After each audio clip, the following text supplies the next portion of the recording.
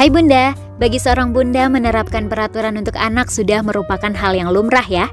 Cara ini merupakan salah satu upaya untuk mengajarkan anak hidup teratur dan disiplin. Meski begitu, anak juga memiliki kebebasan seperti orang dewasa loh Bunda. Orang tua seringkali lupa bahwa anak memiliki kemerdekaannya sendiri.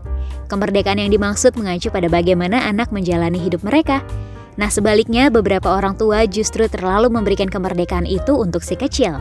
Pada kesempatan live di Instagram Hai Bunda, psikolog anak, remaja, dan keluarga, Sani Budiantini berbagi ilmunya mengenai penerapan kebebasan untuk anak. Jujur nih, kita sebagai orang tua tuh kadang-kadang bingung menetapkan batasan, ya kan? Kadang-kadang batasan itu nggak bisa black and white, ya. Sometimes it's gray. Dan itu adalah faktanya begitu, it happen gitu kan. Kadang-kadang kita mau menetapkan aturan sekeras baja pun kita nggak bisa, karena kita berhadapan dengan manusia, dengan anak kita kan juga manusia yang punya keinginan, yang punya mood, ya kan, yang punya pendapat gitu kan. Tapi juga kalau kita tidak menetapkan aturan, juga mau kemana nih anak kita, arahnya kemana kan gitu ya. Nah menariknya di sini karena pengalaman saya praktek, memang seringkali orang tua terjebak di situ. Kalau ada orang yang akhirnya, orang tua yang akhirnya menetapkan aturan, itu keras sekali, sehingga anaknya itu stres. Tapi ada juga orang tua yang terlalu membebaskan sehingga anaknya pun tidak terarah gitu ya. Nah jadi sebagai orang tua sendiri pun kita manusia biasa, memang disinilah artnya, ada seninya. Jadi bukan ada kayak SOP ya, ada buku panduan kayak undang-undang, bukan. Tapi kita harus menjadi orang tua yang memang punya ada seninya, ada artnya, yang juga ada fleksibilitas ya. Beliau juga mengungkapkan bahwa ada 4 pilar kebebasan anak yang perlu difasilitasi oleh bunda dan ayahnya.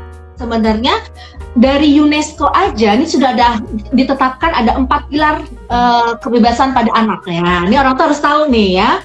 Yang pertama, anak harus ada learning to know. Anak harus punya hak untuk belajar mengetahui, mengeksplor tadi, mengetahui ini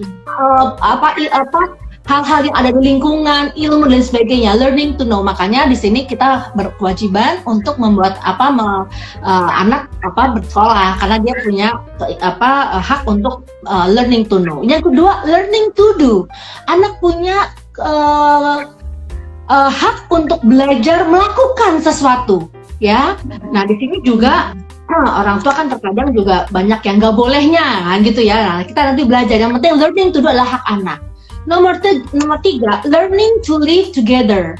Anak juga berhak untuk memiliki sosialisasinya, punya teman, ya nggak, bisa bergaul, boleh berhubungan dengan lingkungannya dan sebagainya. Dan yang terakhir, yang 4 adalah learning to be.